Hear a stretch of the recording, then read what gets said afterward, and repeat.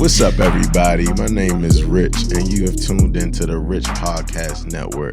Today, we are doing our series called Rich in Spirit, where we go into the community and we see the people who are influencing people to have that vibration, to carry that energy with them, that thing that just uplifts the people around them. And I am overjoyed to have one of the most amazing people in the world, my good friend, Tierra, aka Yogi TB. We in the building, man. Woo! We in the building. She mad at me right now. I'm not mad. I don't get mad. Let's make that very clear. Mm-hmm. I might be a tad upset, but I forgive.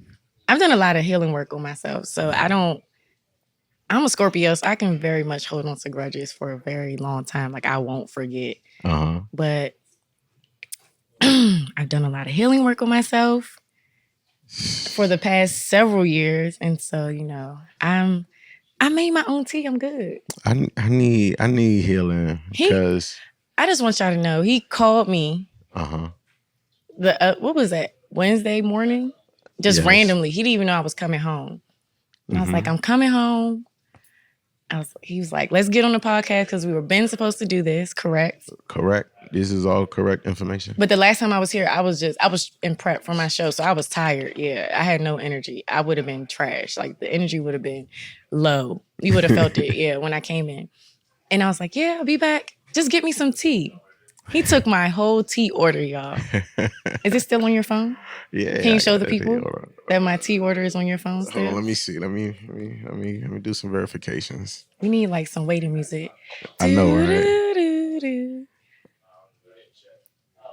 Hold on, wait. He all nervous putting his password in wrong. I got live password: peppermint jasmine green tea with a hint of cinnamon. Wow, that's crazy. And he still didn't get it. And I even gave him extra time to get it because I asked, could we push our time back? I know, right? To 10. I know, right? You dead tired. I am tired, man. I've been on the go for real. You've been moving though. I have. You've been moving. So what's a typical day for you? I don't know. It just depends. Depends. I mean, okay, so every day starts the same, regardless of where I'm at or what I got going on, right? So I'll get up and I will meditate, pray, lay in the bed and do it. And then I'll journal, write in my journal. Shout out to my big sis. She sent me a new journal, a gratitude journal. Yeah. Oh my God, it's so dope. Because I usually just write in my regular journal. So I'll just write, I might write some affirmations or I'll write today is already a beautiful day. I expect to receive, not I expect, but I will experience magic today or whatever it may be. And I'll just show gratitude for certain things. And then I'll get up, go put the tea on the kettle, on the stove. Key on the kettle. Tea on the kettle. Tea on the kettle. Tea on the kettle. Tea on the kettle. Or on the stove. On the stove. Tea on the kettle. On the stove. Tea on the kettle. Okay. On the stove. Okay. And then I'll go brush my teeth. Well, scrape your tongue first before you do anything. Mm-hmm. If you're not scraping your tongue first thing in the morning. Hey, everybody out there with them ashy tongues. Yeah, scrape your tongue first thing in the morning. Hey, Amazon. I got mine from Amazon. 2 come in a pack. So I have one that stays home. Then I have a travel one that I take with me when I travel and stuff. Mm-hmm. So I can never have no excuse, right? Do you have one of those Amazon? A list? Yeah. I kind of do. You get paid for it? No. Set it up. I know I never did that. I honestly, everything I'm doing now, I do a lot by myself. So I do get overwhelmed at times. Yeah. And then when I find myself getting overwhelmed, I just not shut down, but I just be like, okay, I'm not doing anything. And then I feel like too much time passes and then I'm like, oh shit, I forgot to, text so-and-so back or answer this email. It's been times where I forgot to answer emails and 2 weeks have passed. I literally just responded to some WhatsApp messages, business though, but they had messaged me 2 weeks ago. But I was my mind just be all over the place sometimes. Yeah. So I'm working on that. I'm human also. We all are human, you know. We all are human. But at the same time, I think you help a lot of people get through the anxieties and stresses and depressions that they may be feeling on a daily basis, you know. So what are some of the things that you do? I know that you are way more than a yoga instructor. You know what I mean? Like that's the one thing I know for sure. So like trying to like get into like what does it mean to you to be like a practitioner of yoga and all of the other things that you're into? And we definitely gonna get into your scholarship too, because that's probably the most amazing thing. I would say that, you know, yoga is cool. When you think about yoga, a lot of people think about the physical aspects of yoga. But one thing I try to do is just tell people or, you know, educate people that yoga is just more than the physical. It's about embodying the total practice of yoga. So, you know, that's how, you know, when I came in this morning, how I greeted the both of you, right? How I treat myself, how I treat others. Yoga is about the breath. Yes. So I just really try to really harp on with people. Even in my classes, if you ever take my classes, I really harp on breathing. I don't care if you do the poses or not. But if you're just sitting there and you're just like, just breathing. Yes. I didn't mean to breathe all on your mic. You know, we can disinfect it later. But, you know, like just showing gratitude for your breath, because I think that's one so minor but so huge, such a huge thing that we take for granted sometimes. We don't just sit and be like, damn, I'm breathing today. That's real. Because how many people either aren't breathing or need assistance with breathing. So I really try to focus on that. Like even with like my athletes and stuff, how do you react when you're in a situation like whether you're on the field, on the court, in practice, whatever it may be, and you start to feel anxious or overwhelmed? How do you use your breath to control like your heart rate, slow your heart rate down, to control like you going into that tunnel vision mode where you just silence everything out? Like that's so interesting. Yeah, like the breath is everything. The breath is everything, because it's kind of like I'm just thinking about we get into environments externally and it can impact like our environment within, you know, and breathing is kind of like the governance of that environment inside of you. Right. And I know a lot of people, you know, anxiety, people are like, I have anxiety. Yes, but you can control it though. Yeah. To an extent, you know, or like you say, how do you respond to these situations that are external? 9 times out of 10 that we can't really control. But it's anxiety. Where was I at? Oh, I did Rodney McLeod's camp on Saturday. Okay. Such an amazing experience. Like I flew back home for that. He hit me and I was like, I will be there. Yeah. He was one of my first clients, like athletes. Yeah. Like, but we all grew up together. Like we all ran track against each other in high school. So we've always, you know, all of us have had that connection. But one of the speakers, he was talking about mental health. And he was saying anxiety is basically like, how do you respond? How do you respond to these things? Yeah. And I was like, yes. In my head, I was like, yes, this is what I be speaking about. Like I say that to everybody, you know, how do we, like I was telling you before we got on, like I've done a lot of healing work on myself. Like for sure. You know, I don't hold grudges and all that stuff, but like, how do I respond to these situations that I can't control? Right? Like, do I let these things, like if I was trying to get here on time, but you know, certain things happen. But do I get angry and just drive with road rage, or do I just still take my time, enjoy the drive, get here safely? That's real. Rather than trying to rush. Because the person who is most in control in a situation that could be hostile or causes panic is usually the person who's most empowered in that situation. Right. You know, like what? What's so funny? Yeah, I'd be randomly thinking of rap songs, son. Okay. What's that joint? Dum dum dum dum dum dum dum dum dum dum. The Eminem joint. I don't know. Knees weak, arms are heavy. Oh yes. Vomit on this. His palms are sweaty. Yes. But no, I'm just thinking about just in that situation where it's like the person who can, you know, again, regain themselves, collect themselves. the person who can collect themselves ends up being the one who can exert themselves in the most intentional way. It's kind of like, it's more than breathing. It's like, how do I use my breath? Yes. Ooh, come on, preacher. No, that's real, man. Because I think we get too caught up in like the learning about breathing, but then you get into the point where it's action oriented, like agency is attached to your breathing, like, and you can slow the world down. Yes. That's what I mean by like, how do you use your breath to just follow your breath, slow down that heart rate, and just really just allow yourself to be in that moment. Like I just finished reading The Power of Now by Eckhart Tolle. He's one of my favorite speakers, one of my favorite authors. Like if y'all ever listen to Oprah Super Soul Sundays, like listen to his episode because he drops gems. But one of the last chapters of the book, it was talking about surrender, or maybe it was a chapter before surrender. And he was like, forgive the now. Yeah. And I was like, what? Forgive the now? Like I'm reading the book right now. Like that's the now. Like that's the moment I'm in right now. How do I forgive the now? But it's just literally going back to, just surrendering and just allowing yourself to be specifically in this moment. Yes. Like right now, I'm in this moment with you. I'm not thinking about what I got to do in like 5 hours or tomorrow or whatever it may be. Like none of that really matters right now. That's real. And that's what releases anxiety too.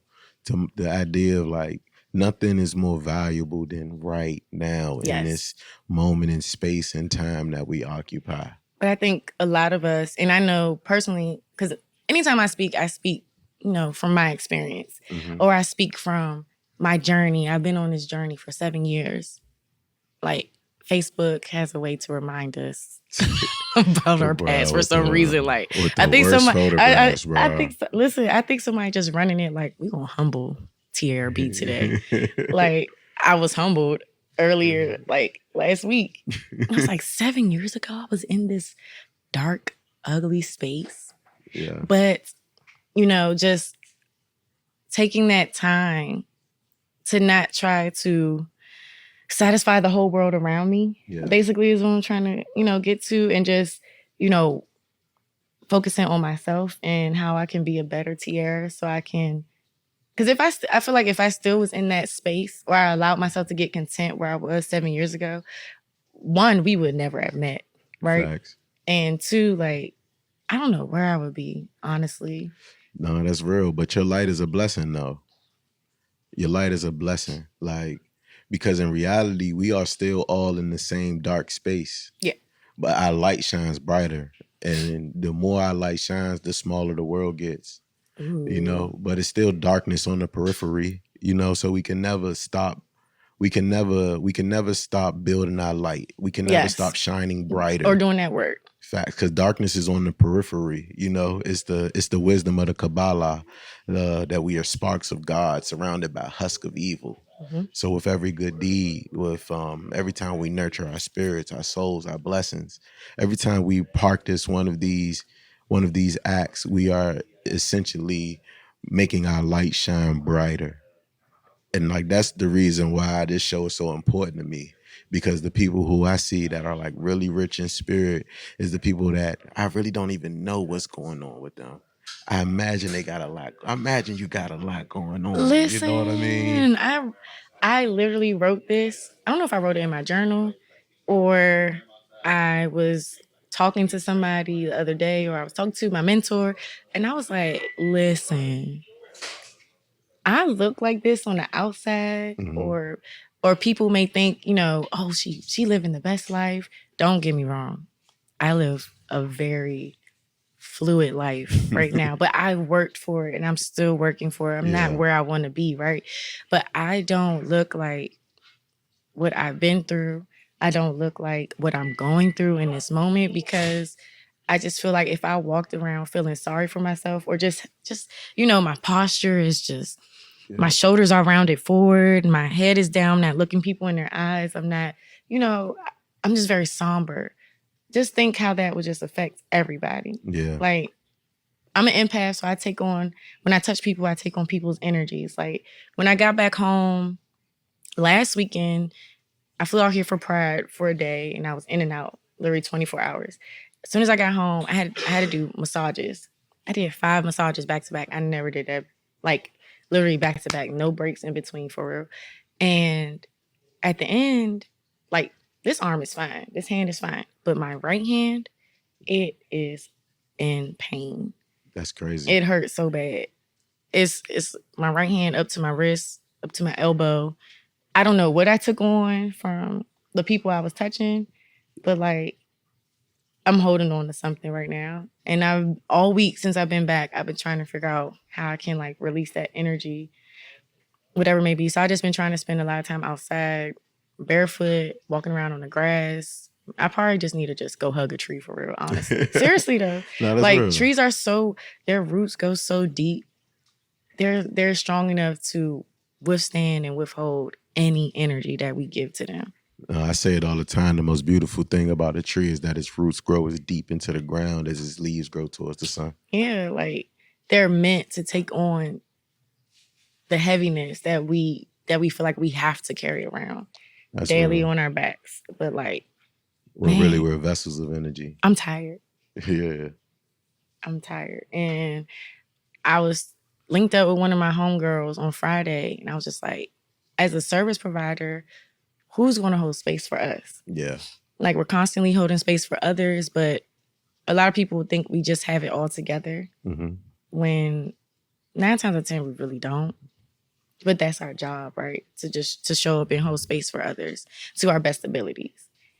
And so, like, I really harp heavy on, therapy or just having some type of safe outlet or comfortable outlet where you can just release whatever it may be. No, that's real. But also at the same time, like, don't underscore your greatness, because people not coming to you to be perfect per se. It's more so like, even though you are perfectly imperfect, can you still show up and serve? Right. Will you still choose to show up and serve? Ooh. It's like that. It's like the traffic analogy, traffic metaphor you gave earlier. You driving up here and you running late, and this is happening. This is traffic. You know what I mean? You go into the side street, there's more traffic. You could get frustrated and just say F it. How many people just say F it? Listen, if I was in DC and I couldn't find no parking and 20 minutes had passed, I was going back in the house. On the real, bro. Hey, look, I know we was getting all deep, but son, let me tell you. But this is how we always talk. Though. I know, right? We be on the phone for hours. That's a fact. When we do get to get on the phone. Exactly. We be busy, man. What? I be busy? All right. But nah, let me tell you this DC story, right? Okay. So, boom. I go to support my homie, Miss M. She got this crazy partnership with UPS. She got run Impact DMV. I gotta plug you. And she does a lot of work on getting her kids full scholarships for college, So she did this event, super crazy event, gave out iPads to all her kids, brand new iPads to all her kids, right? Super dope, right? So I go there, I got a mentee and all of that. So, building with my mentees and stuff. And then, we usually like, all right, we're going to do an after situation, right? So I'm like, all right, bet, like, cool, I'll do that. Okay. Like, so I hop in the whip, skirt, right? That's what you did? Yeah. You skirted off? Okay. Well, I'm going to DC, so I hide all my valuable stuff first, right? Then I skirt, right? Skirt. I'm looking for parking. I say, you know what, fuck this. I park in the alley right next to the joint. So then this lady, why would you do that? This older lady in a Maserati pull up on me, skirt, and she like, nah, she goes, nah, you don't want to park that right there. I'm like, all right. She goes, park right behind me. So we park in the front of the alley, and she a veteran, you know what I'm saying? So we park in the front of the alley. I park, then she park in front of me. Boom. So she go in her club, I go in my club. So I walk in the club, and it's my homegirl party. So I'm like, hey, what's up? I heard people that she got in the front. She like, yeah, man, we just got a new party at this place. Boom, boom. On this day, boom. Make sure I'm like, all right, bet, I'm in there. So I go up the steps, I turn around. And it was just a lot of human beings, bro. So When was this? this was like a few weeks ago, maybe two, Oh, three this is weeks. now. Yeah, this Okay. is now. So I Ooh, turn child. around, go back down the steps. All right. And I'm like, yo, I'm gonna see y'all on such and such and such day. I get into the whip, bro. I get into the whip.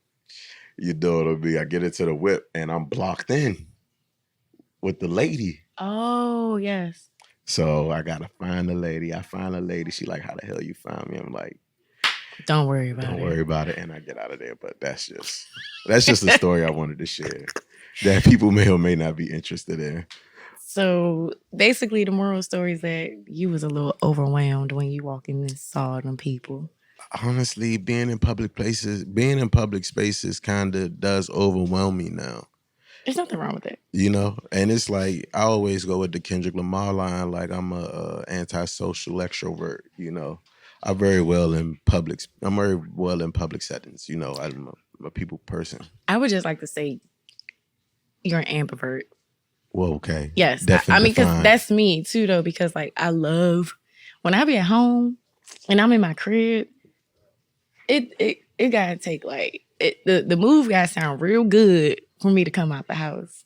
Facts. But of course, like what I do, I have to be around people. I have to, entertain people. I lead yoga retreats, so that's a group of people. Yeah.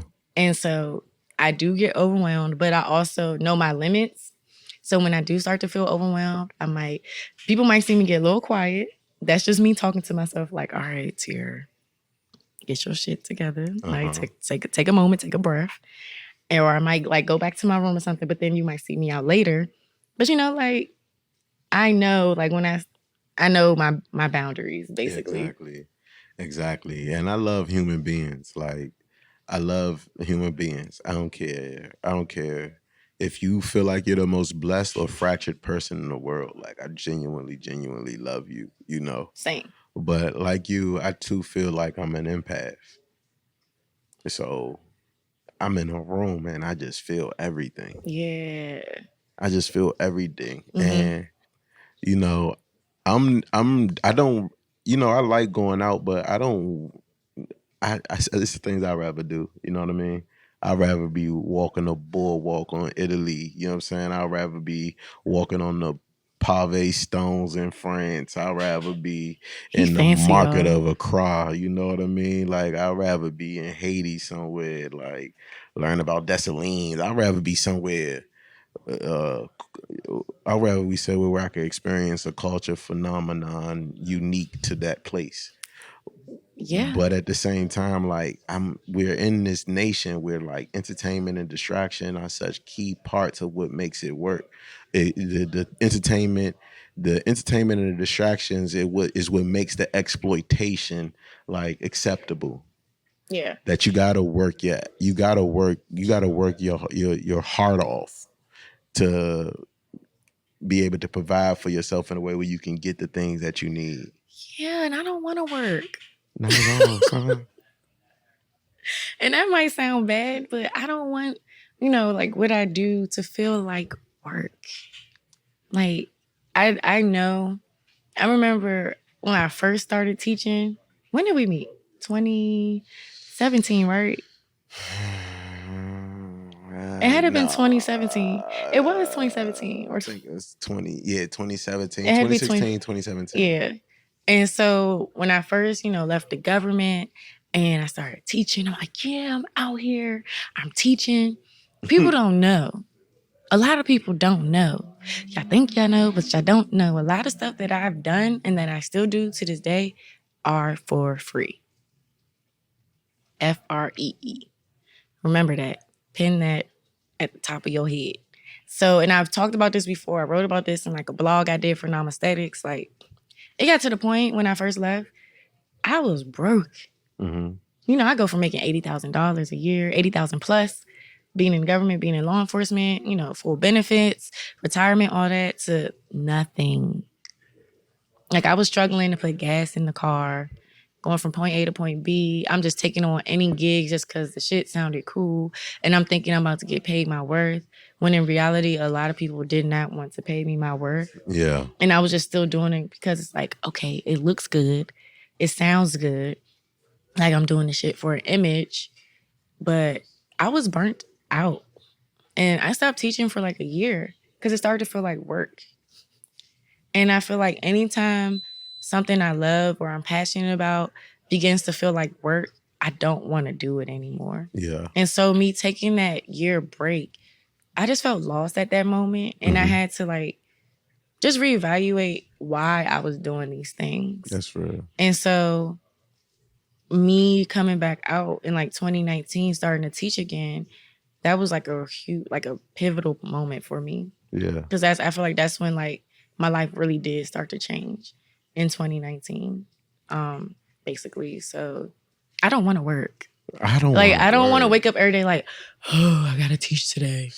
But like, that's why I'm doing everything I'm doing now is setting me up for everybody keep like this soft life. This term is becoming a fad now.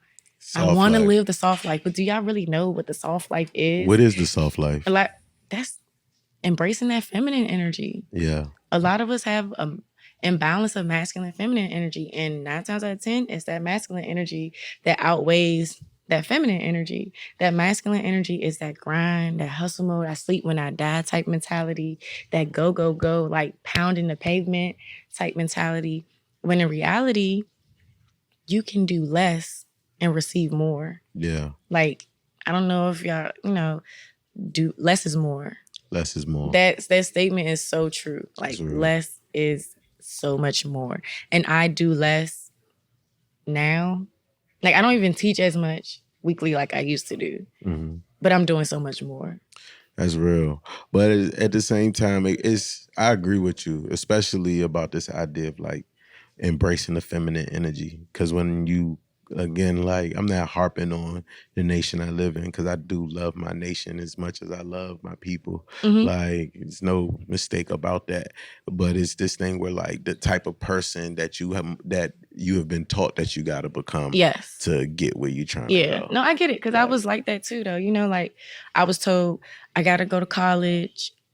I got to get a degree. As soon as I get out of college, I got to get this government job. When in reality, I graduated college in 2012. I went to one of the top universities in the United States.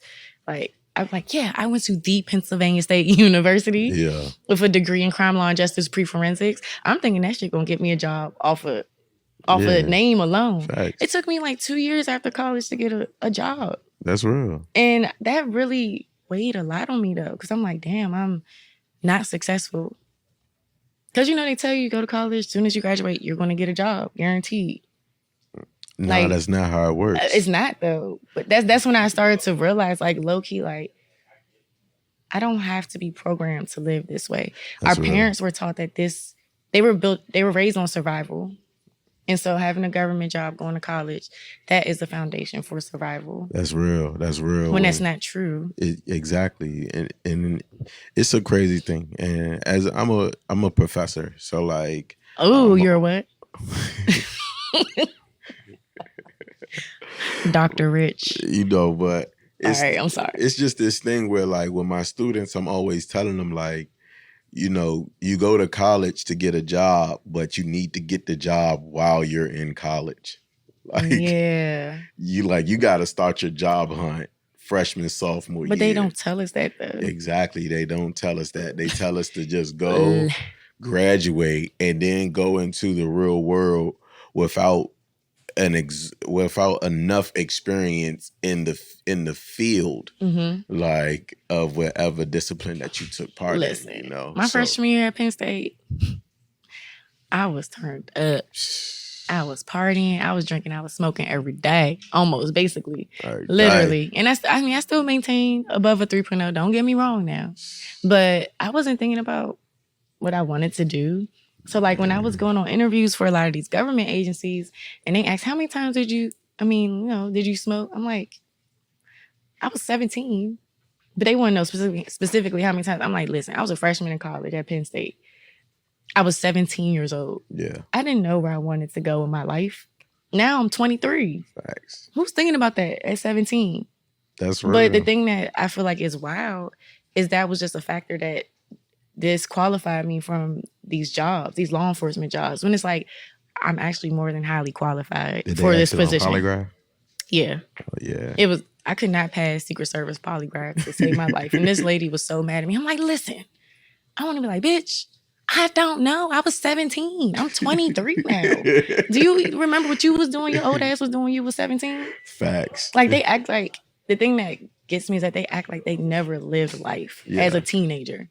17, you're still technically a teenager. That's real. Like, I still depend on my parents at 17. I'm still calling my mom like, hey, mom, can you put $20 in my account so I can put up for this bottle this weekend, or, you know, whatever it may be. Nah, that's real. But once I realized this, like, no. Yeah. And I'm not harping on anybody who has a 9-to-5 because, listen, if I could find like a 9-to-5, like, I will go back to get paid to do what I love. And that's whether it's wellness or fitness, you know, whatever it may be. I think that's amazing. But I don't feel like a job should kill you. The job should not detriment your mental health. Yeah. And that's when I knew, like, that was my limit. My mental health was being impacted. And I was like, yeah. Can we talk about mental health for a second? Yeah, we can. Because I was watching something very interesting on one of my YouTube dives. And it was saying that your brain is in your stomach. Yeah, the Dantian. That's your second brain. Talk to me about that, please. No, tell me what you found out there. So it's like they were basically saying that everything grows from the stomach of the human, you know? So like usually like if it's things going on in your gut and your stomach, like it could be something related to your nervous system. Trauma, right? So like I was just thinking about like mental health and in relation to consumption, the things that we consume and how do the things that we consume, not just you on to something. Yeah, not just the things that we eat, but the things that we watch, the things that all of the things that we touch. Yes. You know, you were talking about your right hand earlier, like it hurts. Everything. Like, if you see me like this, it's because this, I don't know what it is, but it is killing me. That's real, right?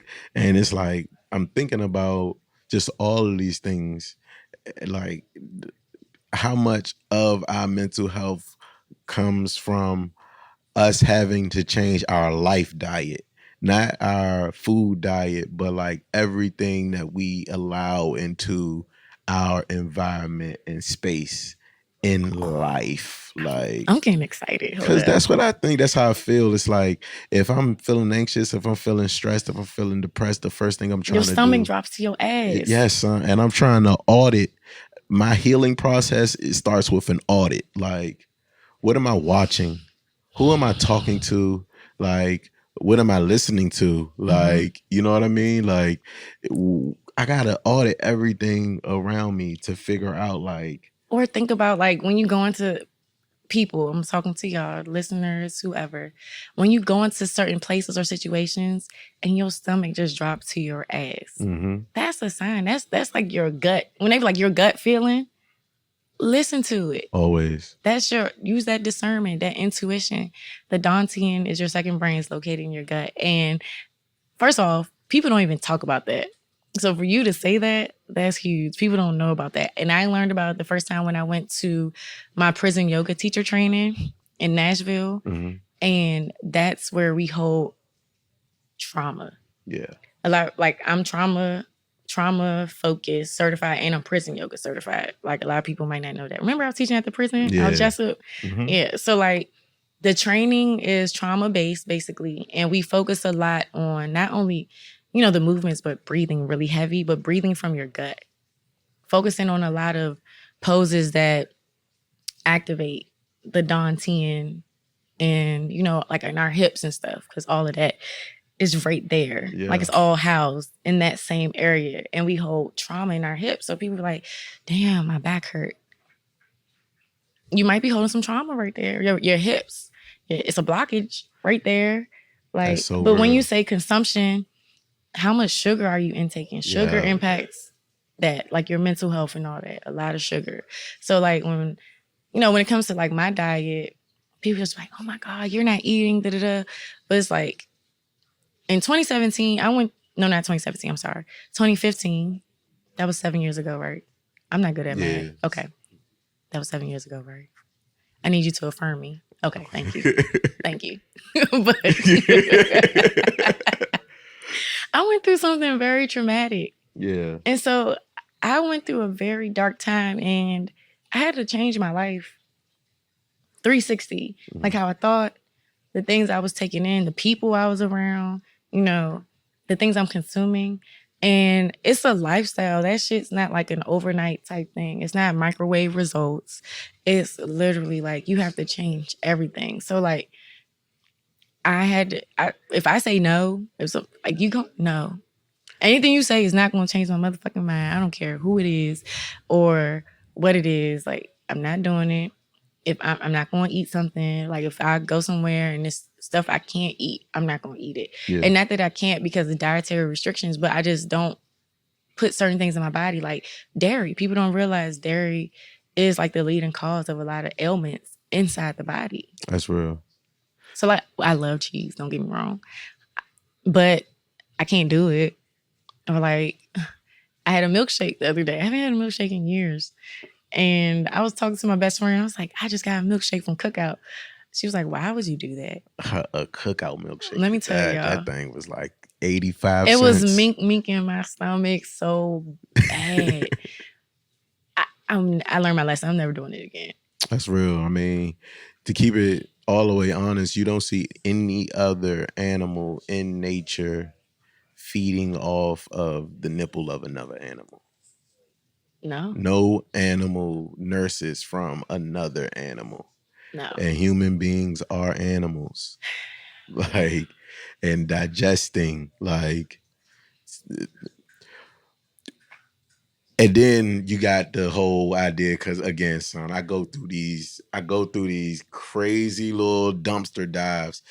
A lot of times it's the pasteurization of the dairy. It is. You know, like my homeboy, good brother, he was telling me that like he was teaching me about like pasteurizing and all of that, and how that's the thing that's really killing a lot of people. Is he a farmer? Huh? Is he a farmer? Nah, he's not a farmer. He's actually a professor of Arabic. Okay. All right, Muslim brother, nation in the nation, and he's like telling me that there's been a shortage of the baby milk. Yes, baby formula. Baby formula. So he's been using goat milk. He's been going to like the farmers markets and buying goat milk for his child, you know, like, and he was telling me, they were like, they was talking about the milk situation. He was like, oh, it's the pasteurization. I was like, but that being said, like, you don't see that in nature with anyone else. So it only makes sense that we follow the laws of nature. And nature is our best teacher. Honestly, like, even going back to the Power Now, he was saying like you don't see, you know, birds and ants or whatever animal you want to name, or trees or grass getting angry or thinking about what they got going on or what they need to do, or just worried about the next person. And he used like an analogy of ducks. I think it was ducks. And he was like, he sat outside and was watching some ducks waddle along. And then they started fighting randomly. And then next thing you know, they was just waddling along again. Like ain't nothing really happened. Like then they was friends again. It's just like, why do we hold on to things, or just like try to control situations, or just, you know, that's going back to forgiving the now. Facts. We turn conflict into permanence. We make conflict permanent. Yeah. But you said something like 2 or 3 minutes ago that I really wanted to focus back on, because it's a real big message in it. You said that you went through some things and you had to change some things, and you made a complete 360. It's very important that we understand that trauma never leaves us. Like it stays with us forever. So most people equate change not into making a 360, but making a 180. Like most people make 180s where you're just literally turning your back to your problems. Like you're not completing a cycle and evolving into a new human, you know, to confront that trauma that still exists, that's still there. You know, it's more so you're avoiding it or averting it, or you're saying that you put something in your past. But when the people travel, their culture and their traumas travel with them.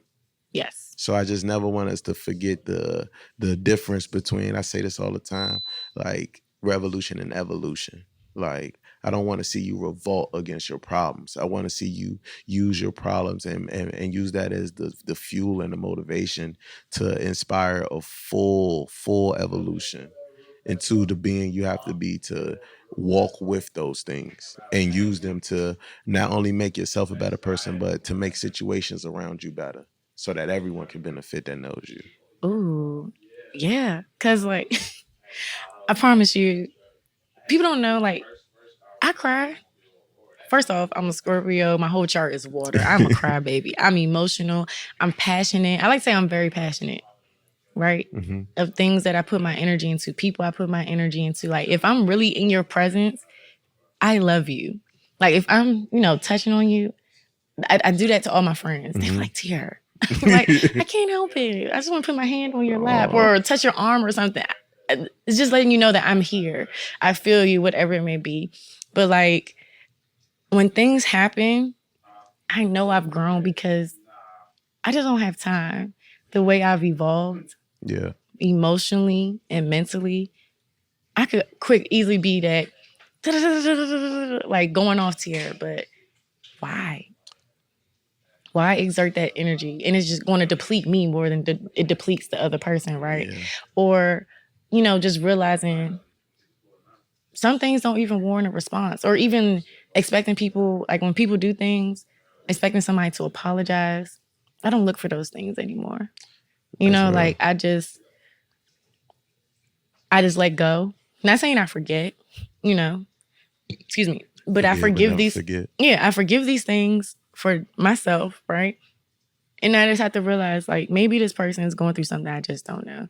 So they're responding to me this way, or, like, yeah, I'm going to be upset. My feelings are going to be hurt, but I just don't expect a person to spin the block. I'm like, what I said the other day, I'm sorry. But that's the power of now. It is. You know what I mean? That's what you was relating to earlier. But the thing is, like, I literally just finished the book, and I've had the book for so long. I had started it, but I have a toxic habit of starting like 5 books at one time and not finishing any of them. But I started I have a new thing now called the Power List.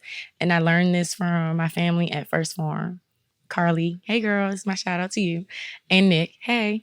And so the Power List, basically it's a list of like 5 things. You can have a list of 3 things, right? Just depend on your capacity. 5 very simple things that you do every day that are going to get you one step closer to that ultimate thing that you're going for. And so my Power List, every morning I wake up, I pray, meditate, woo, my tea, have my little dance around session for like an hour in the morning. That's why I'm always late to the gym. Always late to my workouts because I just be in the crib, just shaking my ass, dancing around, whatever it may be, however I'm feeling. And then I read 10 pages of a book a day. When I tell you that helped me finish the Power Now, to help me finish set boundaries, find peace when I was in Costa Rica on my retreat, like that's really helped me. Drink a gallon of water a day, take a 30-minute nap a day. Just like these simple things that are going to keep me going. Because that once you check those 5 things off your list, like, damn, I had a productive ass day. Facts. You don't even have to do 10,000 things. Facts. But you fed the beast though. It's a mental thing. You know what I mean? Yeah. You fed the beast. Like dance is something that gets understated in the world. But dance and movement is like a sacred practice and ritual that like at one point was a part of living life for everybody. You know? Like it's something that happens when we dance, when we move around. Like it's something that happens when we drink water, It's something that happens when I get that 30-minute nap and I'm dangerous. Listen, I'm dangerous. Even if it's 20 minutes, I'll be blessed for 20 minutes. I don't care what it is. Like I'll lay on the bed with my legs hanging off and I take a nap. I don't care what it is. Man, listen, I was right here before I go to my next destination. I will take a nap. I don't care what's going on around me. But you want to know where I learned like to just dance and be free? Where? in a yoga class. That's crazy. Swear. It was my freshman year of college. This is when I started like getting into yoga. 2008. Y'all do the math. Calculus is not my jam, okay? Clearly, if y'all can't tell, math is not my thing. I'm a science girl, biology, all that good stuff. But like, I wish I could find my yoga instructor. Her name was Shani. I took yoga as my gym credit because I wanted a class I could bullshit in. I thought it was going to be easy. It was hard. Not hard as far as the movements, because I've always been flexible, but hard as far as me just surrendering and being vulnerable. Yeah. In a space of people I did not know. Yeah. I'm the only Black girl in the class, by the way. Just to put perspective into place, right? Pennsylvania State Yes.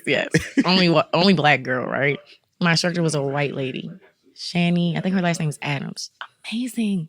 Like, I want to find her and hug her because I feel like I owe her so much. Yeah. Like, the only other Black person I knew that was doing yoga was my uncle, my dad's brother. Mm-hmm. Like, he traveled the world to do yoga. Like, go to Kripalu in New York. He'll go to, like, Sweden, Iceland, all these places, all these fancy places, whatever. But I remember one day we came to class. She had the lights off. So we're like, damn, we ain't have a class today. She made us get in a circle. She turned some music on. She said, close your eyes and dance and move. When I say that was the most awkward shit I ever did in my life.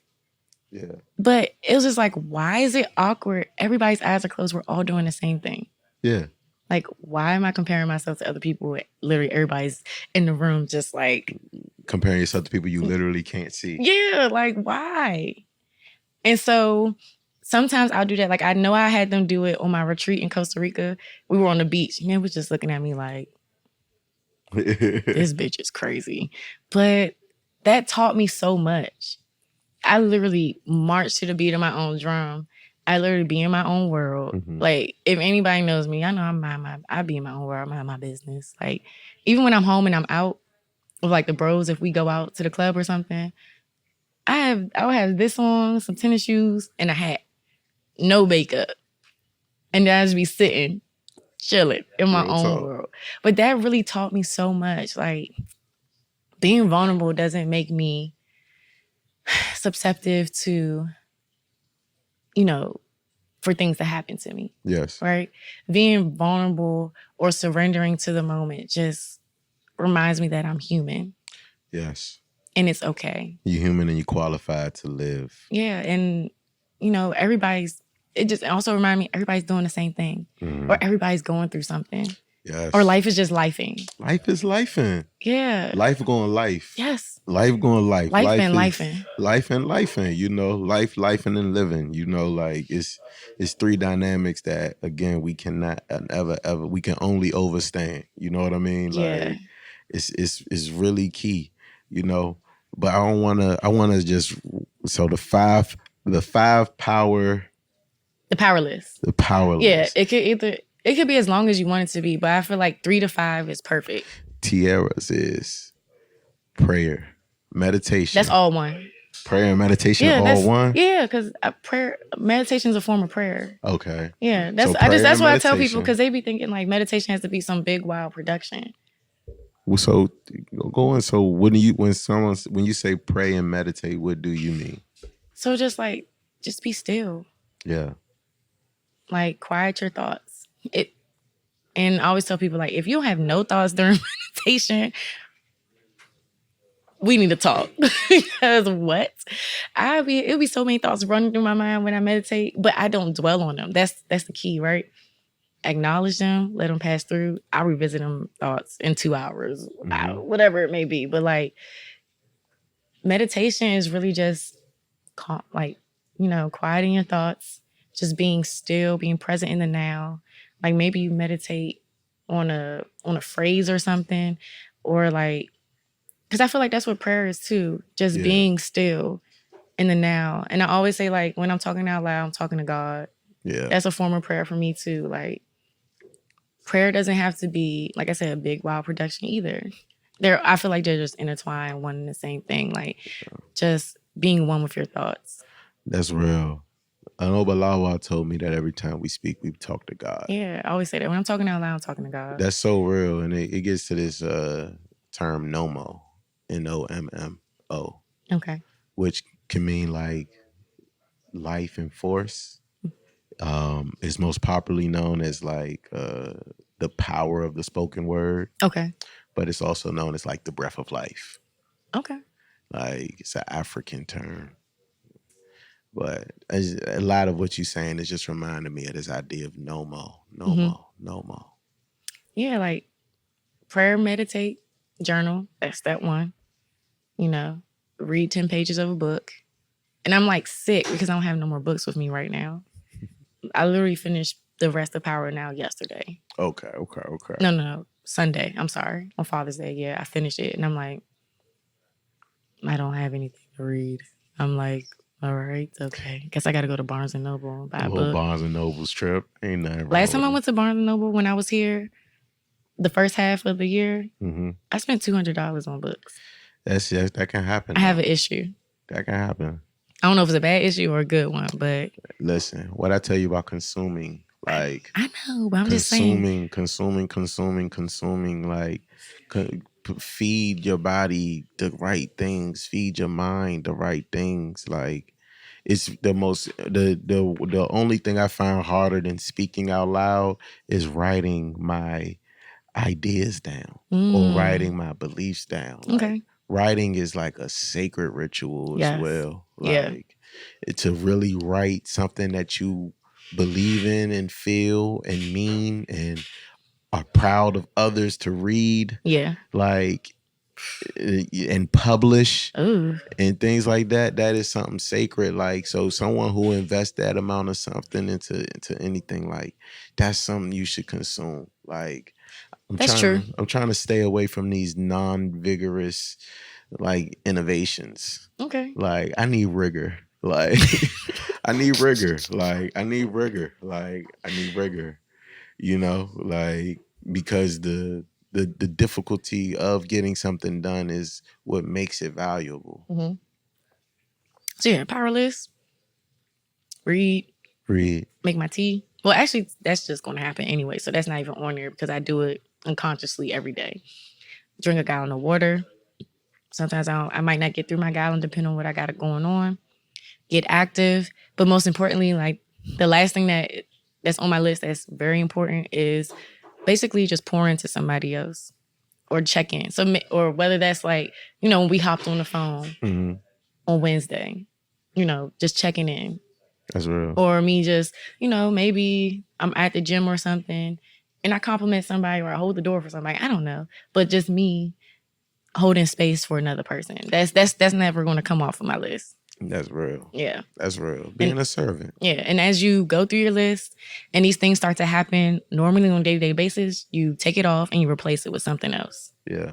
So once I get through my third book, I'm going to take that off because that's just something, that's a habit that's instilled in me now unconsciously and I don't need a reminder to do it. Yeah. So that's how the power list works. That's real, man. Yeah. So we can swap some books, man. Yeah. We can swap some books. I wish I would have bought it with me. I would have gave it to you. We can swap some books. I keep some books. I'll give it to you before I leave if I see you. All right. Yeah. We're going to make that happen. We're going to make that happen. Power swap. You know what I'm saying? I like your necklace. Thank you so much. Thank you so much. Can I have one? Actually, he made me this necklace right here. I don't know if you can see it. Quality. I know. I be telling everyone like, yeah, my friend made this for me. Yeah, real talk. And he makes all my girls. I want to tell. Can I tell the story now? Tell the story. Okay. So we first met in 2017. 2017, yes. And so Rich made me my first grill. And this is when I was going back and forth to Miami like every month. Like it was religion going to Miami. I remember this one time I went, had my grill. We went to Tootsie's like 3 a.m. And then I lost my grill in the strip club. But I think I was also eating crab legs. This is when Tootsie's had crab legs. And they don't even sell crab legs anymore. And I'm upset. That's why I don't like going to Tootsie's anymore. Because they replace it with lobster tail. No. And I want some crab legs. And so I lost my first grill in the strip club. It was like 5 a.m. Why was I eating crazy. crab legs at 5 a.m? Don't ask me why. I mean, but that's some Miami. That's a Miami I thing. haven't lost anything since, though. I would say that. That's quality. Yeah. That's quality. I done probably lost maybe, I would say like 12 or 13 pairs. Okay, well, you're the professional, so you can just make it. I can't just wake up like, oh, I'm going to make myself a grill today. You know the plug. I know. I mean, listen, I put everybody on, like, the girls that were on my retreat, they were talking about getting, I said, wait, hold up. You need to go to here, to here, to here. And so. Real talk. Nah. I'm gonna plug you. I speak my friends' names in the room when they're not there. That's real. You know, and I just hope that same energy and that reciprocity is present when it comes to me as well. No, but, that's real. And it's so crazy because when you start running into people like at events and you like, oh, snaps, we got mutual friends. Mm-hmm. That also is like, cause I respect somebody off of you being their friend. Like they'll have all the respect in the world off to me. Like I feel like if somebody's my friend, mm-hmm. then people could assume a certain amount of things about that person. Yeah, it speaks very highly of you. You know what I'm saying? Because I don't choose the best friendship upon people who don't have that rich in spirit quality. Yeah, like that's what I'm saying about just being very intentional about my relationships. Yeah. And so I remember last year, I did this with my homegirls because, you know, women, we emotional. So we sometimes handle things differently in our female friendships than it would be like if something would happen between us, you know, not like that, but you know, like. No, we ducks. We can. You piss me. Yeah, like we, all right. What's up? All right. But, you know, I sent a message to them like, you know, as I going through this next chapter of my life, I want you there with me in the long run. And if there's any, you know, anytime, any moment, something happens between us where you feel like, you know, I've wronged you or disrespected you, I want you to come to me first rather than just ghosting me and cutting me off with no explanation, because I just value this friendship or this sistership on a different level. That's real. And I just feel like communication is so huge. I'm just really big on communication. Yeah. Regardless of what it is. Like, just say what it is. Yeah. And that's my biggest issue. Communication is not confrontation. I'm not a communicator. I am not a communicator. You are not communicating? You a whole professor. I mean, I'm talking about in my relationships, like, because I'm a Capricorn. Oh, so gosh, I just be Lord. Like, you know what? All right. I'm a Scorpio, and I could easily be like, fuck it. Let's say you piss me off to the 10th degree. I would walk into this establishment that's yours, and I act like I don't even know you from Adam or Eve. Real talk. Yeah, but that's when I say Tierra has done a lot of work. That's real. Me, I need to do a lot of work, because if you do something, if I speculate that you did something that could piss me off under the wrong context, speculate, like, so now you're a psychic. Forget walking to the establishment, you'll never see me again. Well, that too. Like, or if you do just so happen to see me, I'm sorry to you. And then I'm crazy because I'll be like, son, if somebody piss me off, like, I'm gonna make sure every time they see me, I'm shining brighter. Why you say it like that? Shining brighter, like it's the teeth clench. I'm shining brighter, bro. Like, what, son? You should just automatically do that regardless. Facts. But because this is what I realized. 2015, I don't know what happened to me. I went through a different type of glow up. Mm-hmm. Different type of glow up. And I can just honestly say, I could have just basked in that situation that I went through and let it control me, let it consume me. But shit, I would like to say I turned out pretty good. You know what I'm saying? Namaste. I don't say namaste no more, but yeah. What does that mean? It's a greeting. Didn't even know. Yeah, see, people be saying shit, don't even know that. Yoga's so westernized, but I'm not, that's a whole different conversation for another day, because I'm going to ruffle some feathers. And, you know, I'm a little... Don't ruffle no feathers. I'm not. That's what I'm saying. You know, I'm a little rebel child. And I don't want to do that. I could be. That's what I realized. I'm a little ratchet. That's real. I'm a little ratchet. You said Ratchet that's real. and righteous. You said that's real. Mm-hmm. That I'm ratchet. I realized that I'm like, ooh, child, I might be. I be forgetting I'm from PG County, Maryland. Hey. Temple Hills to be exact. Temple Hills. Right by Iverson Mall. I used to walk to Iverson Mall. Or I went to what's the name? Hillcrest Heights. Oh, you bird. Bro, no, that was a good school. It's like no joking. That was a good. That's a high school. That's an elementary school. Oh, I went to Middleton Valley Elementary. I started off at Turner Elementary. Oh, I know where that is. Bro, shout out to Miss Murphy. She changed your life. Miss Murphy was like my kindergarten teacher or my pre-K teacher. She was amazing. My kindergarten teacher. I don't want to talk about her. Okay, we don't have to. Or my third grade teacher. Okay. Yeah, so that got ugly. She hit me with a yardstick, bro. She probably had permission to. Yeah, but I took the yardstick and hit her back. What? Bro. That was like the first like public ass whipping I ever got. My father came to the school, bro. Like, it really. Okay, well, I definitely forged my mom's signature on. You know how you had to get like your quizzes graded? Yeah. I mean, quizzes signed by your parents in elementary school. Yeah. This was third grade. My teacher whooped my ass. Her name was Miss Simmons. She whooped my ass, but my mom gave her permission to do that anyways. But like, she whooped my ass. I got home. My mom whooped my ass. My dad, my aunt, my uncle, everybody. Yeah, son, I ain't gonna. I wasn't bad. I wasn't a bad kid. I just had authority issues. I didn't have authority issues. I just felt like no one had authority over me. So authority issues. Yes. I just didn't see nobody with the jurisprudence to like. You're in third grade. Real talk though. You don't know no better. Real talk though. Real talk. Okay, so what was like the pivotal moment in your life that changed you?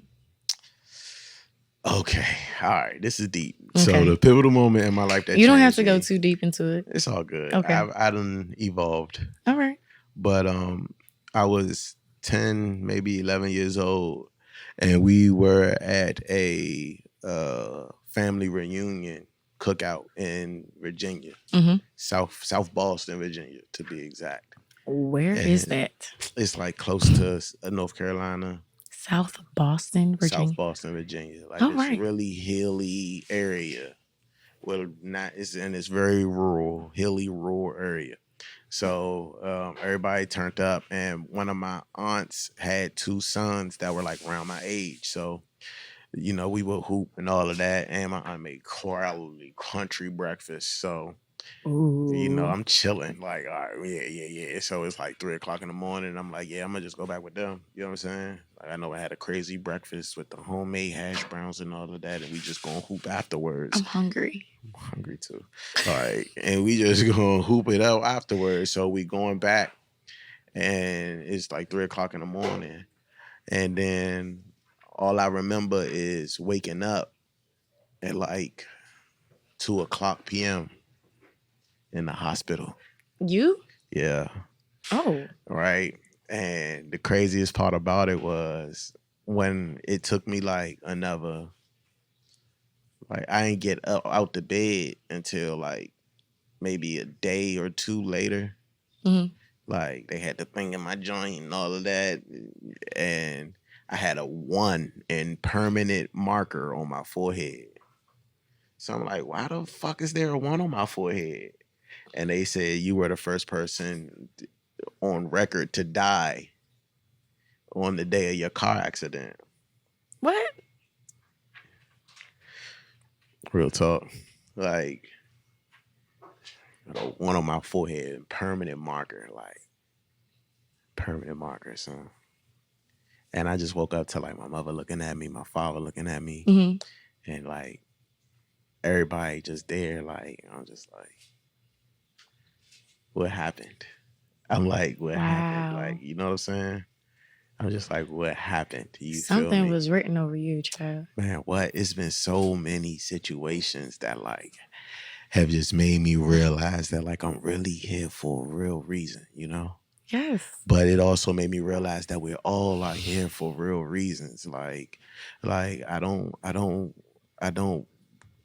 I don't necessarily believe in prophecy, but I do believe in messengers. Like I don't believe people know what's to come, but I do think people know what is, bro. Like, and we all have been placed on this earth for a reason to perform some type of service and some type of task in an effort to achieve a goal that was written to be manifested long before we came here. Right. No, I truly believe that as well. Like we are servants. Like the beautiful thing about Kemet, Egypt, whatever you want to call it, is that the Pharaoh had to make himself. The Pharaoh was supposed to be an exemplar of service. He's supposed to show everybody that I am a servant of God. The most powerful man in the world is a servant of God. In fact, the only reason I became the most powerful man in the world is because my responsibility to God is greater. Oh, child. So it's like when you survive certain things and you survive certain traumas, like a lot of people let those things get you down, you know, and that's why I say it's very important that you don't just stop at 180, you make a full 360 and come back to that moment so that you can see that in the context of the person that it made you. Listen. Like 2015 made you. I literally I text my mentor and I said, let me find it because we be rapping. Straight up. I said, time's out. Where is it? Okay. No, that's not it. Oh, because it was Monday when it came up. I said, it's just reminding me. I said, basically, that video lit a flame under my ass, for real.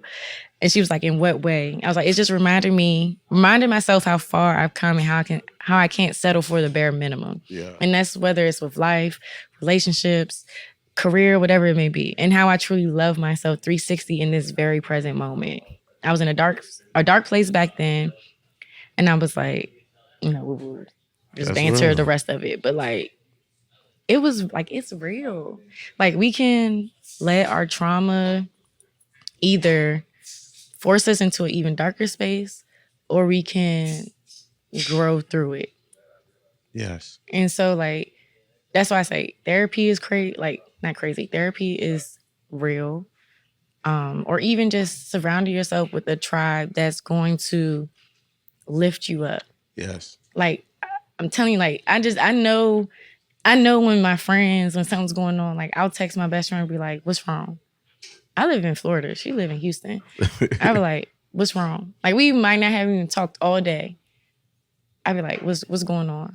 I can just feel it. Yes. Like, that's how in tune I am, not only with myself, but with my friends, with my tribe. Nah, that's real. Like, and that's a gift though. Like that's a super gift. Yeah. Like that's a super gift. Like and everyone needs that person, you know. So quick little exchange. So first off, I want to ask. No, first off, I want to say thank you for sharing that. Yeah, because I feel like that's that's not something you share willingly with a lot of people. Nah, or period. At honestly, it's not. But I think it's something that I should share more. You know, only because like again, like the things that happen to you have to happen to you. Like they have to happen to you, and for you to survive them speaks to you. You know what I mean? Like it speaks to you. So yeah, man, like that was like the pivotal thing. And at that point, I already was kind of like not feeling authority. Like after that, it was like, can't really nobody tell me nothing. Like, cause the like, who can demand something? You can't demand something from me because it's nothing you can take away from me. Because everything has been taken away already. Yeah, facts. Like I learned that life is a material object. No, it is. Life is a material object. Ooh, I really want you to read The Power Now. I'm gonna read it because this is the second time it was referred. It was in the last recommended. chapter, the second to last chapter, he was saying that is, gosh, I don't even want to misquote it, but he said like we live to die. Mm-hmm. Not saying like physically live to die, Mm-hmm. but that's like I'm gonna mess it up. Just read it. I'm gonna read it because Okay, my mind, like just thinking of this idea of living to die, like you can't live in accordance to your flesh. Like you can't judge life by the measure of the time span that your body is moving on earth. Yes. Like you cannot limit life to living and dying. Yeah. Like the person who is at peace doesn't fear death. Exactly. And the person who plants seeds don't fear death either. Mm-hmm. Like this again, another reason why this podcast is so important to me, because it's gonna live. You know what I mean? It's gonna live. Like holding the door open. You know what I mean? You said that every day one of the things on your list is that, just serving somebody. Yeah. When I love podcasts, and Oprah has me in a chokehold, clearly. But I don't even remember this episode, but this one thing stuck out to me that the guy she was interviewing said, and I just got to find it. He's like, I know I'm successful when like my whole purpose is to serve others and please God. Yes. And that just goes along with, like, I was R&B Money podcast with Tank. Have you listened to that yet? Yeah. Did you watch the Jamie Foxx episode? No, not yet. Oh my God, it was so good. But Tank was basically saying like he had met Trey Songz, Chris Brown, all of them. And at one point his purpose was like the money and the the attention and all that stuff. But then he realized like his purpose really is to serve and just put others up and show up for others. And I was like, damn, that was me at one point. Cause I was like, damn, I want to be this huge yoga instructor. Like I want to be this, and this, not necessarily famous, but like, I used to be like, why are all these other people getting put on and I'm not getting put on? And I'm not getting paid my worth or whatever it may be. And then I just had to realize like, my sole purpose is something totally different. Yeah. Don't get me wrong. I love teaching, but I really love to just hold space for others. And I realized like my purpose is so much bigger than me. Not saying I don't, need to survive and, pay my bills and all that stuff. That's going to come, right, tenfold. But when I realized that people feel safe in my presence or safe enough to share, be vulnerable, that says a lot. Yeah. Because you could be around somebody all day, but you wouldn't even tell them, like, if you had the opportunity and y'all just chilling, you wouldn't even tell them your deepest, darkest secrets. Facts. Or like traumas that you've been through, whatever it may be. But I ain't telling you nothing. Right. If I don't feel safe and comfortable enough around you to just share with you what's going on or like things that I might have been through or experienced, I don't feel like I can trust you. That's real. And trust is like a foundational part of building. Yeah. So if I can do that for others and make people feel safe around me, that's huge. And I know that everything that I work for is coming back to me tenfold. It might be like today when I want it here, but I was telling somebody last night, I've been patient a very, very long time. And I'm just now starting to receive on the back end, if that makes sense. Yeah. Like I love being behind the scenes. I don't need to be out there. Like I think it would be dope, but if that's not what meant to be for me, it's not meant to be. And that's fine. That's real. Yeah. That's real. But again, like the story is unwritten yet. The story isn't done. Like, Right. The story isn't done. The people that I see like really killing things, like I just look at all of the time they put in. Like I look at all of the time Oprah put in. Like I look at all the time. Like I like Joe Rogan podcast. Like, but he's so controversial, Chad. I'm a controversial spirit. I know, but he uses the N-word too much for me. Ooh. I'm just saying. Hey, listen. No, that stems from stuff I experienced real. In my past. That's real. Like when I was younger, in college, like those are triggers, right? I almost got kicked out of school my freshman year because of that word. I'm with you. Because somebody of this color called us that word. And it was about to be meet us off campus. And then she snitched on us and we almost got kicked out of school. Like it was a whole thing. I'm with you. Yeah. Me, all right. This is my stance on white people saying the N-word. Don't say it. How about that?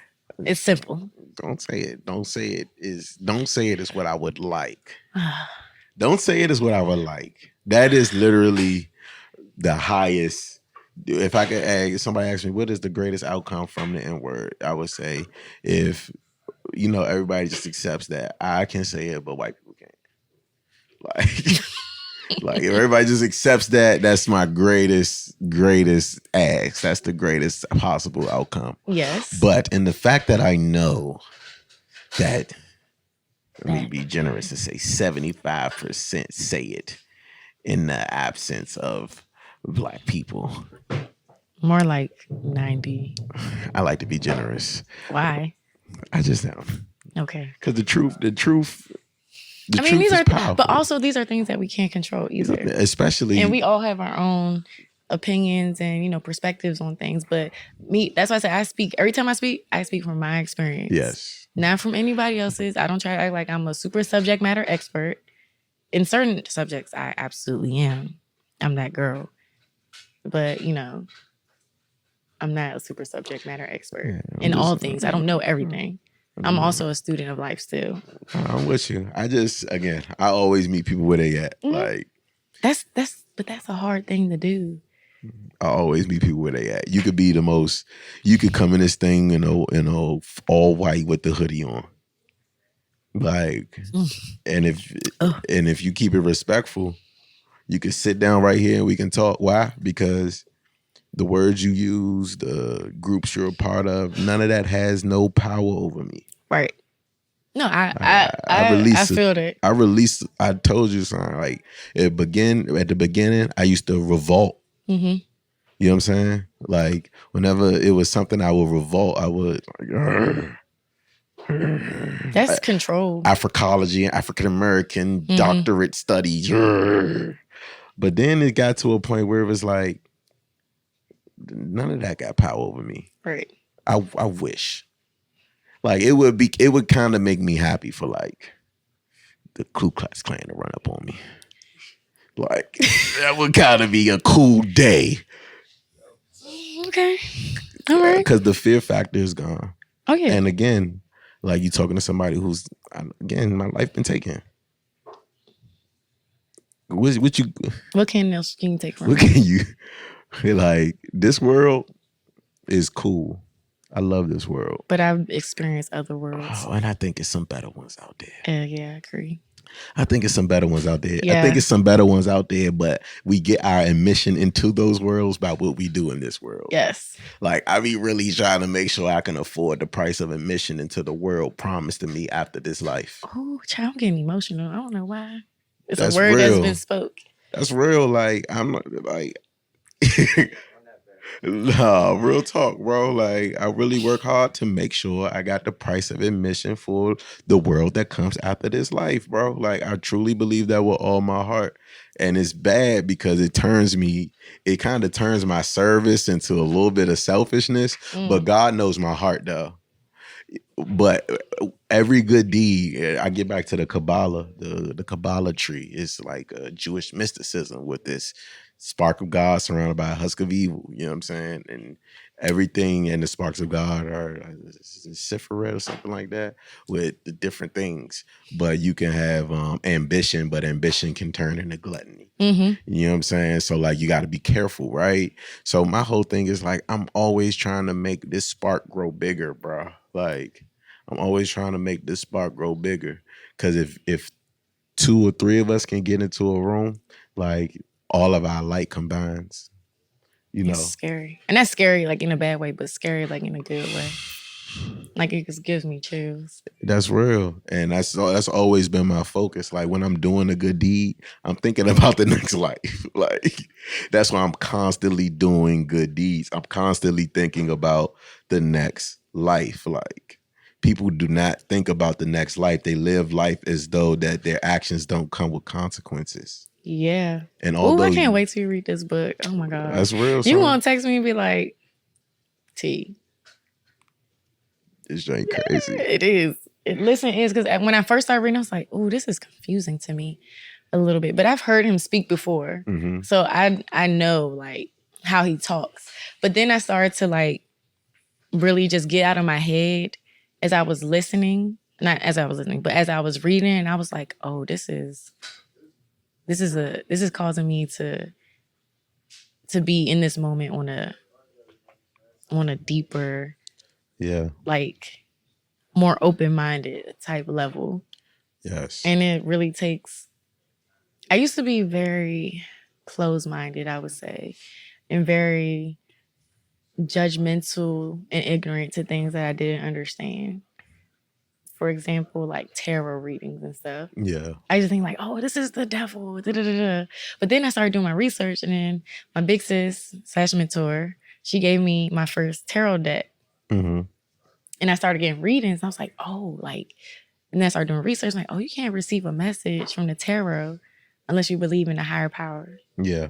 AKA God, Allah, whoever you believe in, who are all the same person. But that's another conversation for another day. We just called them something different. But you have to pray over your cards. Yes. Before you even pull them, you got to pray over the person. Like if I was pulling cards for you, pray over the cards first. And then, go about your business. But I was like, dang, like all this is spirituality for real.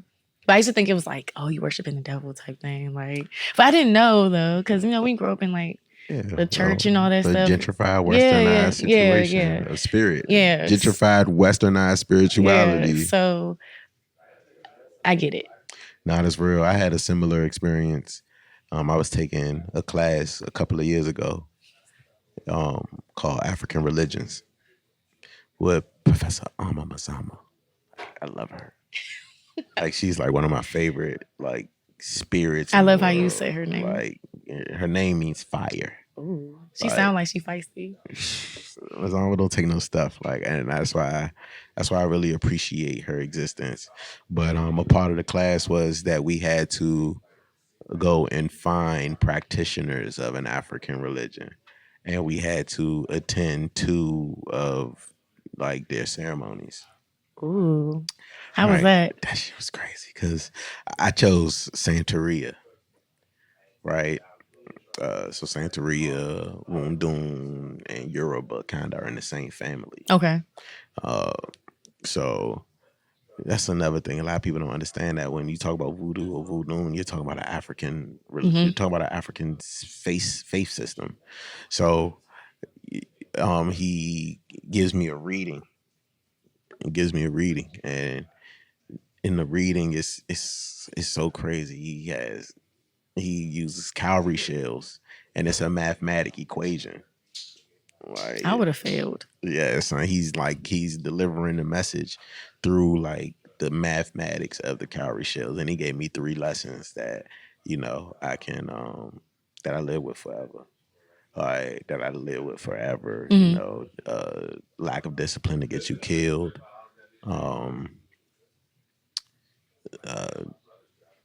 See with more than my eyes, and the last one was don't make women cry. Yeah. I don't know why that made me laugh. Yeah, son. He said, "Don't make women cry, son." He said, "I'm a son of Oshun, son." You haven't made any women cry, have you? I don't think so. I don't make people cry. He said women, not people. I don't make women cry. Okay, I'm just making sure. I don't make women cry. I'm here to hold you accountable. I need an accountability partner, for real.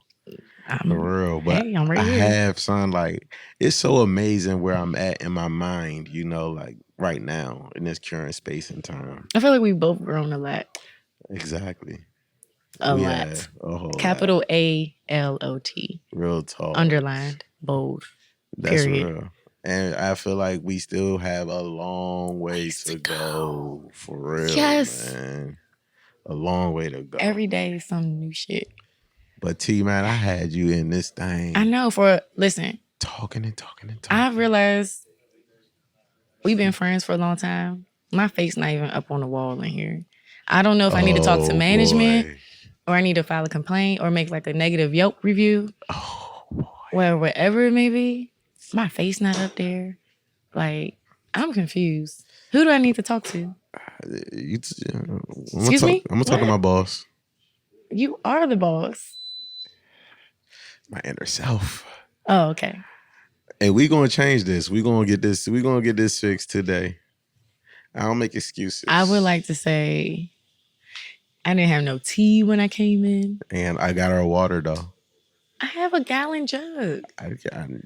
I mean, you came blessed. I'm still going to take the water, though. Take that water. I am going to take it.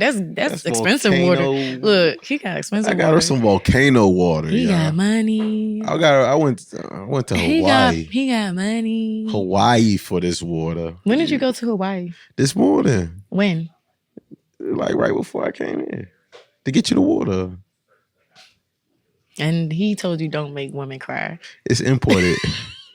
It's imported, y'all. You be lying. Chill. But nah, man. I want to thank everybody for listening. We didn't even talk about school.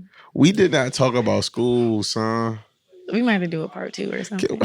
Oh, we can talk about it real quick. I'm down. I talked to my He's doctor. boss. I am taking a leave of absence from school, but I am getting my PhD in criminal justice with a focus on behavioral science. And my dissertation is focusing on yoga in prisons, more restorative justice rather than punitive justice, you know? Nice. So what are some of the benefits you see in instilling like this or facilitating like more yoga in prisons? Prison is a very, I wouldn't say chaotic place, but it could be chaotic, right? Depending on at what level you're at, minimum, medium, or maximum, or transitioning out. But what I noticed with like when I was teaching at Jessup was that the classes, when I was shadowing and then when I was actually teaching, these men were very, and I taught at all male prison facility, not females, just to put that into perspective.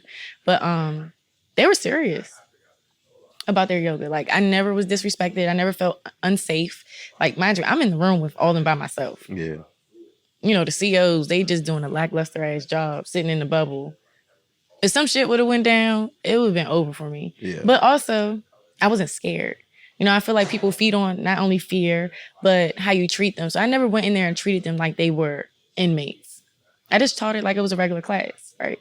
So not only did it bring them calm, but they had something to look forward to. Mm-hmm. So like just a way to channel your energy, channel all the things that you're holding on to. Like if you feel like you don't have like I said, once again, creating a space where people feel safe. Mm-hmm. So being able to create that atmosphere for them where they felt comfortable to close their eyes in that space, in that environment, that means a lot to me. That's real. That's something very minute and small, but just seeing that impact.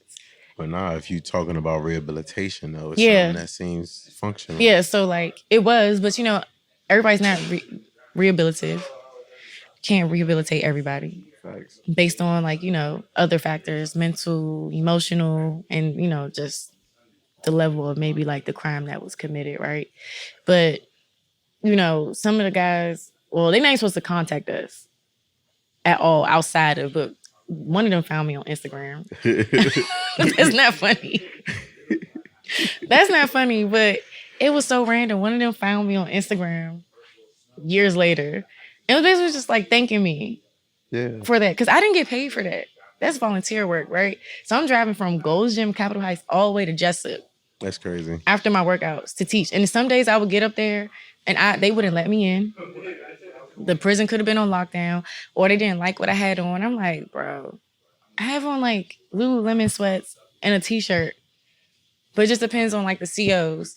that are out there. But also, mind you, my background is law enforcement too. So like, I'm used to being in these type of environments. Like one of my professors at Penn State, he was a warden of a prison, and he took us to his prison. Like we went and we was just, parlaying with the people that was in there. I know it sounds very random as hell, but but I just really believe that not punitive, but restorative justice is so much more like effective rather than punishing people for their crimes, if that makes sense. It makes a lot of sense, because it's just gonna make people rebel even more sometimes. It makes people rebel even more, and it makes people who are not rebellious. It makes people who are not rebels rebellious. Yeah. I always say, just because you've been found guilty for a crime does not mean that you did the crime, or does that make you a bad person. Right. So like punishing somebody who sold a gram of weed, they just sold weed. Like, I mean, but weed, coke. I know. I'm just saying. I'm just using that as an example. It's like I'm just using that as an example. But also, I feel like not relate, but I grew up I didn't grow up peaches and cream. I didn't grow up with a silver spoon in my mouth. Like, I've seen a lot of things growing up. So I don't have rose colored glasses on when it comes to I'm not throwing no shade at you. when it comes to like things that happen. Hold on, what y'all think? What y'all think, y'all? You've never heard that saying? What y'all think? Oh my gosh. What y'all think? Nah. I don't have on Gucci rose colored glasses. That wasn't directed to me. It was not directed to you. You've never heard that saying? Like, take off the rose colored shades. When people be in relationships and the red flags be right there, you just be overlooking the red flags. I would not have worn rose-colored shades today. Oh my gosh, it's a figurative saying. Lord have mercy. But that's basically what I'm saying. Like, when it comes to restorative versus punitive justice, like focusing more on like the mental and emotional, well-being of people, and getting to actual root cause of why this person chose to make these decisions. Like, looking back at, childhood traumas. Yeah. How did this person grow up? Was chaos in their life as a kid? Were they being bounced from home to home? Did they experience some type of physical, emotional, mental trauma? Like, if they had the ACE test done on them as a kid, to measure that level of trauma that they experienced. Like, were they sexually abused, mentally abused, whatever it may be. People don't just wake up and be like, all right, I'm going to go rob 3 banks today. No, it's a story. Yeah. It's a story. Everybody has a story. Everybody has a story, and every sinner has a future, and every saint has a past. Yeah, and I'm not saying that people who commit crimes there are some scary people out there. Don't get me wrong. Everybody is not able to be rehabilitated. In fact, but it's some beautiful people capable of scary things too. Like, yes, because like I said, I grew up where I grew up, so I can't act like I don't know people who can be considered criminals who I don't find to be amazing individuals. Like, you know what I mean? Like, yeah, he might have shot a couple people, but I still think like he's a really nice person, like a really nice guy. Like, he didn't shoot you. That's why. I don't know what those guys did. I don't know what those guys did, but this is a great. Is this your professor voice? My professor voice is. This is like one of my former students is behind the camera. Oh, okay. Was he a good professor? Amazing. Okay. What? This is my professor voice. I be like, I come in there. I'll be like, I check in on everybody first. Like, yo, how y'all doing? You know what I'm saying? Then I'll be like, yo, talk to me, y'all. What's going on in y'all world? Boom. Then we'll start reading some. And we'll be reading some for like 3 minutes. Then everything changes. Everything switches at that point. The moment I get the like, hold on, no, this is miseducation. Then I go into a whole tangent, like, and And I don't talk a lot in my classes though. I don't talk a lot. I let my students talk. I let my I students love talk. that. I start them off. I start them off with questions. I just be like, hold up, what? Y'all don't find this crazy? And then they be like, I mean, what you mean?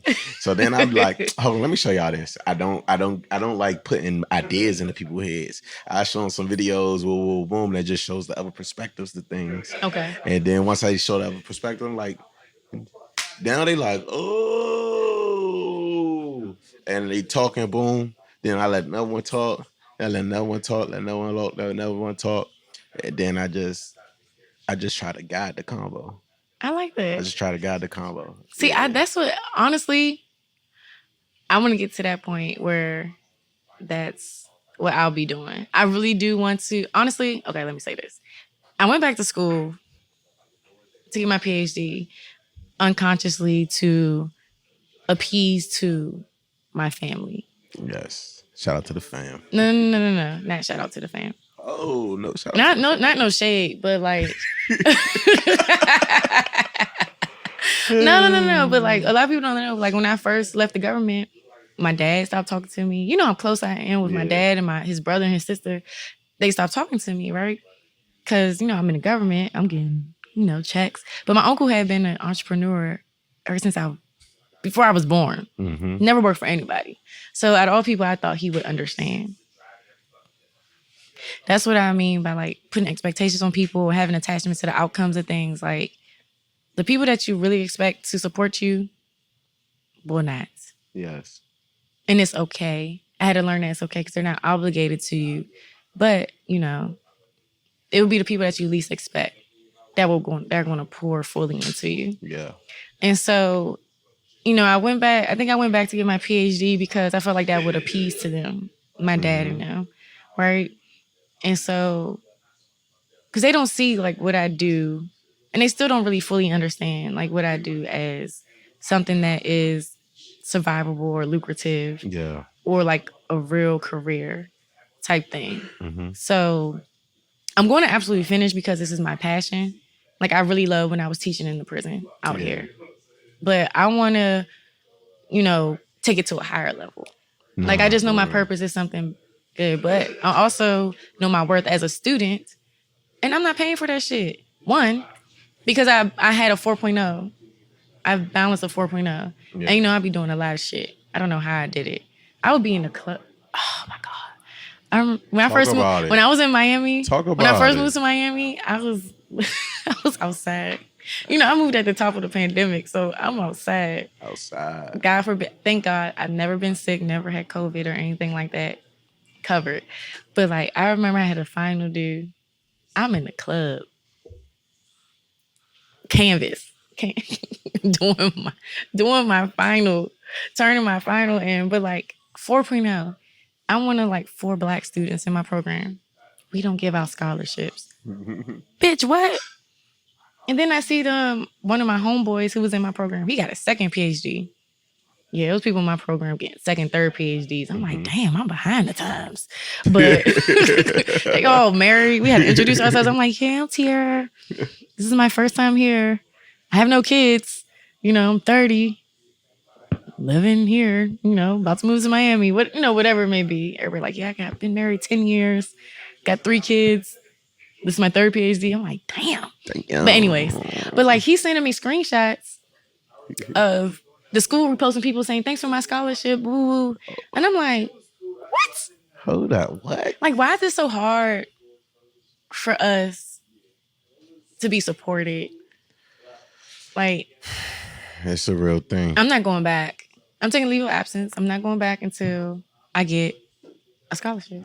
And as you or should. Grants or something. That's I feel like I deserve it. And plus my study is very rare. Like I have people from, you know, the psychology department, other places wanting to collab with me on my dissertation. Yeah. I feel like that speaks volumes. It does. But that's just me. It does. And that's important work, you know. That's important work. The teacher in me is telling you, even though you've taken a leave of absence, to continue being a student, you know, to continue those collabs, continue those things. We will talk about this off camera. We're going to talk about this off camera. But Y'all don't see my face. Y'all see my face? We gonna talk about this off camera. But nah, Zoom for in. real. We gonna talk about this off camera.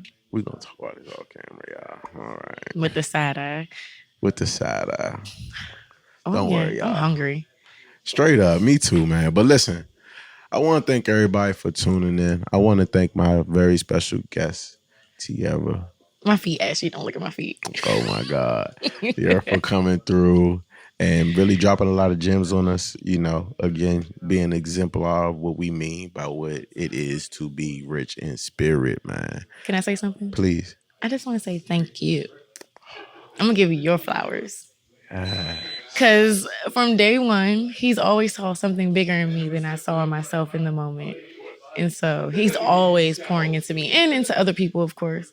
But like I said, I speak from my experience. I just want to say thank you, Man, for inviting me to share and to hold space with you. I received that, and I feel like we still have so much more to talk about. So I gotta have you back on. We do. I gotta have you back on. We do have a lot to talk about. And again, you know, I know every time I see you, gonna shine brighter. You know, which is the goal. Like, Yes. Which is the goal. I don't want to see none of my friends, my family, my loved ones. I don't want to see no dying flames. You know, I agree. We are fire. We are fire. We are fire. We are fire. And oxygen just makes flames grow higher. So breathe. Ooh. And everything will be okay. This is Rich. This is the Rich Podcast Network. This is Rich in Spirit. We love y'all. We'll check y'all later.